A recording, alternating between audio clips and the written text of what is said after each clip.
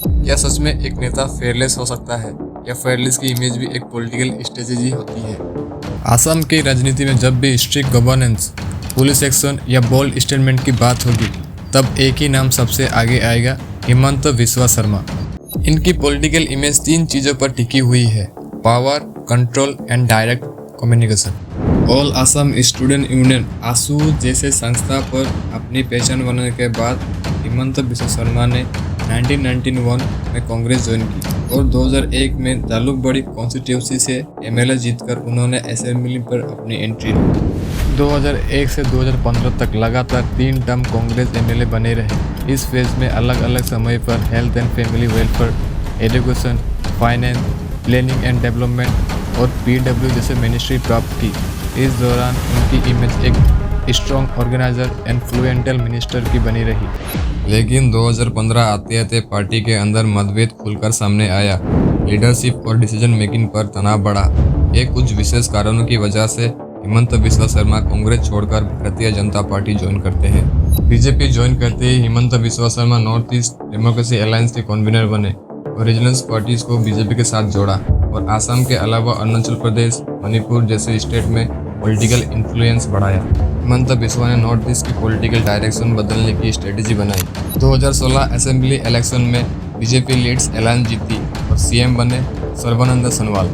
लेकिन गवर्नमेंट के अंदर हिमंत बिस्वा शर्मा को सबसे पावरफुल मिनिस्टर माना गया। उनके पास मेजर पोर्टफोलियो आए फाइनेंस, हेल्थ, एजुकेशन और पीडब्ल्यूडी। पॉलिटिकल ऑब्जर्वेशन कहते हैं कि 2016 के बाद आसाम की सरकार में इनका इन्फ्लुएंस बहुत स्ट्रांग होता गया और अंदर ही अंदर अगले सीएम बनने की योजना बना चुके थे। 2021 असेंबली इलेक्शन में दोबारा बीजेपी सरकार आई। इस बार चीफ मिनिस्टर के रूप में नाम अनाउंस हुआ हिमंत बिस्वा शर्मा का। 10 मई 2021 को उन्होंने असम के सीएम के रूप में शपथ ली। लेकिन पावर के इस सफर के साथ आई कंट्रोवर्सी, एनकाउंटर पॉलिसी पर डिबेट, माइनॉरिटीज पॉलिटिक्स पर आरोप। कोविड का सेकेंड वेव चल रहा था। हॉस्पिटल में ऑक्सीजन और आईसीयू बेड की कमी महसूस हो रही थी और इधर लॉकडाउन की वजह से इकोनॉमी स्लो हो चुका था। कई डिस्ट्रिक्ट फ्लड से अफेक्टेड थे और लोगों को अपना घर छोड़ना पड़ा। स्टेट की अर्थव्यवस्था कमजोर थी। छोटे व्यापारी और बेरोजगारी का मुद्दा सीरियस था। साथ ही इलीगल इमिग्रेशन और बॉर्डर डिस्प्यूट जैसे मुद्दे भी पॉलिटिकल डिस्कशन में थे। इन सभी मुद्दे को एक एक करके सॉल्व करते हुए हिमंत बिस्वा शर्मा की सरकार ने करीब 1.56 लाख से ज़्यादा यूथ को गवर्नमेंट नौकरियां दी। स्टेट में इन्वेस्टमेंट समिट ऑर्गेनाइज किया गया, जिससे प्राइवेट कंपनीज को असम में इंडस्ट्री लगाने के लिए अट्रैक्ट किया गया। और बॉर्डर नेशन वाइड रिपोर्ट्स के मुताबिक करीब 50,000 से भी अधिक बांग्लादेशी को पुश भी किया गया है। उनका कहना है कि मियां मुसलमान को असम बीजेपी सरकार इतना टॉर्चर करेगी कि वो खुद असम छोड़ने पर मजबूर हो जाएंगे। रिपोर्ट के अनुसार अभी तक कुल 1.5 लाख लैंड से बांग्लादेशी को हटाया गया। हिमंत बिस्वा ने लगभग 300 से अधिक मदरसा बंद किए। उनका कहना था कि युवा मदरसा में पढ़ के मौलाना बनने की जगह स्कूल में पढ़ के डॉक्टर, इंजीनियर बन के देश की तरक्की में अपना योगदान दे सकेंगे। हिमंत बिस्वा शर्मा ने हर घर की महिलाओं को अरुणोदय, विद्युत महीना, MMUA जैसे कई स्कीम देकर वोट बैंक का जरिया बनाया। साथ ही कुछ ऐसे कदम उठाए जो असम की हिस्ट्री में इससे पहले कभी नहीं हुआ था, जैसे कि स्टेट वाइड क्रैकडाउन चलाकर चाइल्ड मैरिज के खिलाफ कई केस रजिस्टर किए, जो एक कंट्रोवर्शियल पर बोल्ड स्टेप माना गया। वेरिफिकेशन प्रोसेस को और भी टाइट किया गया और सस्पेक्ट इलीगल एंट्री पर स्ट्रॉन्ग मॉनिटरिंग सिस्टम इम्प्लीमेंट किया गया।